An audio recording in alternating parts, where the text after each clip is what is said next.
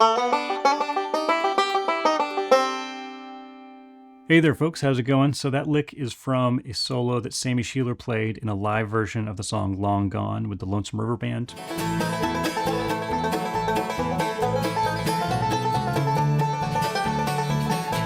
It's not their song originally, but they've got some great versions of it. The studio version has just a kickoff, but that live version has a second solo that Sammy plays where he plays that lick. So I thought I'd just share that lick and some variations and kind of share where some of these ideas come from. So anyway, here is a slowed down version of that lick, both the left and the right hand. You can learn everything from this video that way, just watching these slowed down examples. But if you do want the tablature, obviously patreon.com/EliGilbertBanjo as always. But for now, here is a slowed down version of this lick.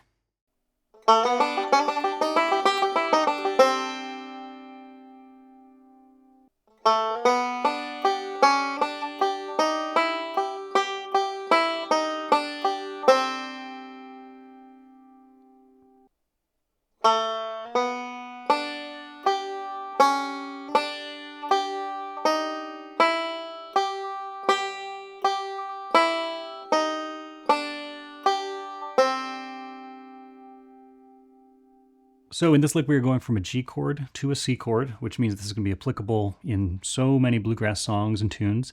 And there's kind of one special part of this, right? There's some kind of scrugsy stuff going on, but the cool part is the chromatic, melodic thing going on there. And Sammy plays a bunch of stuff using that little idea, specifically going down to C, which you'll hear him do.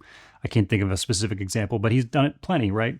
He didn't invent it. It's such a small idea. It's not even something you can really invent, I don't think. I'm sure Bill Keith and Bela and a million people played it, but it's something that comes up often enough in Sammy's playing that it's kind of like one of his signatures almost. So it really stands out. But what do you do after you've learned this lick, right? How do you turn that into something else? Well, most of the time, if I hear something and it reminds me of something else, then I can see if those things kind of combine with each other. Or sometimes it just kind of pops into your head and you tinker with it and try to find something. So for no particular reason, when I first heard this lick and I started playing it, something came to mind, which is a great solo or a great kickoff that Paul Sylvius played on a Del McCoury version of the song Loneliness and Desperation, which I made a video of years ago playing that solo, so you can check that out if you like. But he played this, the first part of this kickoff is really interesting. He plays this.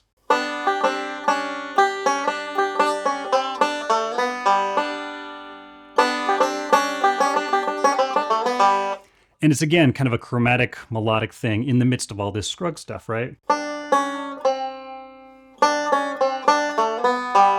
Going down to a G chord, right? But the idea just being, I heard that Sammy Shelor lick, and then I kind of heard this Paul Sylvius thing in my head, like, oh, I wonder where's the combination, right?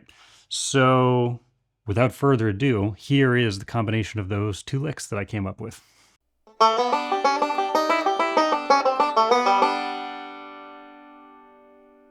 So what does that end up being? Well, it starts out the same way.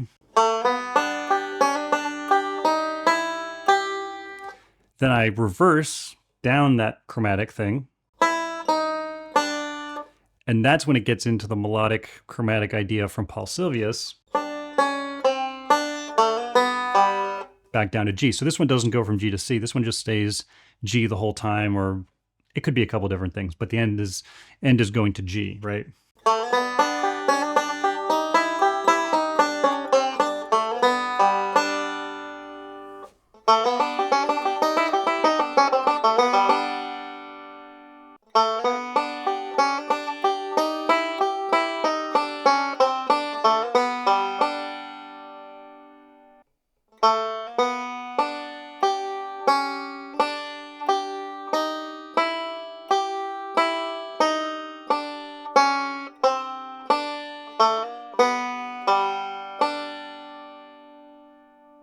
The next version of this lick is one that I've heard Sammy play before, or at least part of a lick that I've heard Sammy play before tacked on to this lick that we're talking about today.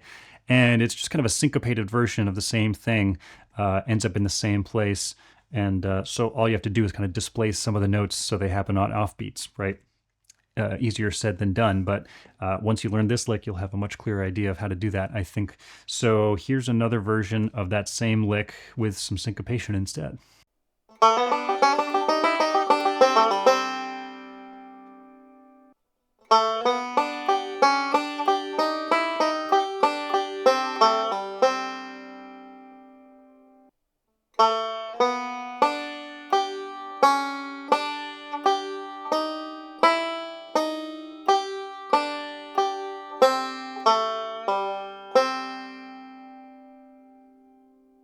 Now, I wish I could tell you where that comes from, that kind of syncopated piece. I think I've heard Sammy play it before, but in any case, it's a great lick. I did then, after playing that, think, how could I combine some of these things a little bit more, right? How could I combine the fact that the original lick goes up to the 5th fret with some kind of syncopation and still go to the C note in a similar way? How could I combine these a little more? So this is... after some kind of random tinkering, saying, maybe this note fits here, maybe this note fits there. No, that doesn't fit there. Let's try this. I came up with this one, which again, it covers a little bit more of the original lick, but has some of that kind of Scruggs feeling that maybe the last lick did. So here's another idea.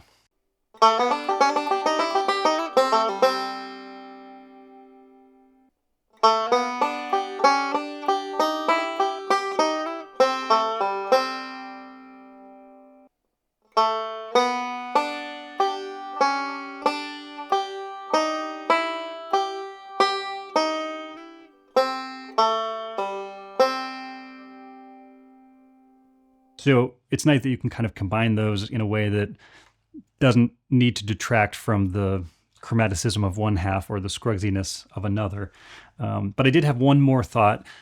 Some of these have been getting a little bit more complicated, more syncopated, or maybe a little more difficult to play, but it is kind of nice to have a simpler version of the lick. So I did kind of work out, what is the easiest way to include this chromaticism without getting too far out of the Scruggs thing. So this should be a little more accessible to most folks. Here's another version.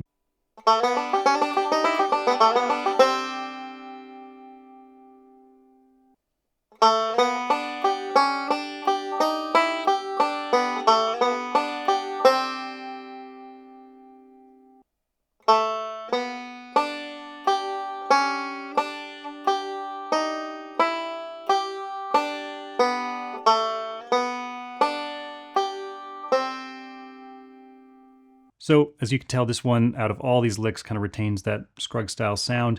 It's really just that D sharp note that sticks out. And if you wanted to, you could play this instead of D sharp, that note D, and it would be an unrecognizable, just classic Scruggs thing, right? But just having that little bit of chromaticism in there, it's a little bit of extra flavor, maybe. So as accessible as many Scruggs style licks, but it just gives you a little extra, tonal character that you wouldn't find in any actual Scruggs material, right? But even though you're adding that, it doesn't necessarily take away from the potential drive or power of it. Which is not to say that those other versions couldn't have that kind of drive or power. Obviously, when you listen to Sammy play it, that's about as powerful as anything's going to get. But just in terms of keeping things kind of within the lines, Scruggs style, you could probably get away with that one if you want to think about it in those terms. And I find it helpful to go through some of these ideas because I'm not likely to play that exact lick too often. Over the course of a song or a jam or a gig, I'm probably not going to play it more than once, personally. It's a pretty noticeable sound, and so just to make things a little less repetitive, I'm not going to keep coming back to it. But other versions of that lick would be kind of fair game in my mind of what I feel would be tasteful. So if I can do that, then I feel like I've got a kind of a palette to choose from. And not only that, but I don't feel locked into just that one thing. And if that doesn't go right, then it's all gonna kind of crash and burn, right? If you have a couple different versions of something, or if you at least feel a little bit flexible with it, then you're less likely to feel like you've gotten off the rails, and that's when things can kind of fall apart with three-finger banjo, right? If you have one version of something you're going to play, one thing can go wrong and then it all falls apart. If you have several ideas of how something could go, or you're flexible with it, then something that you might once have called a mistake could just be leading you in a different direction, right? So that flexibility is really what keeps things moving, which is, for the way that I want to play banjo, pretty important. So keep all that in mind if that's interesting to you. Of course, if you want to get the tablature for all those ideas, you can go to Patreon. There'll be a link in the description, and keep an eye out for a future video where I'll just show the transcriptions of those 2 great solos on the tune. And otherwise, that's going to do it for now. So thanks for watching. I'll see you next time.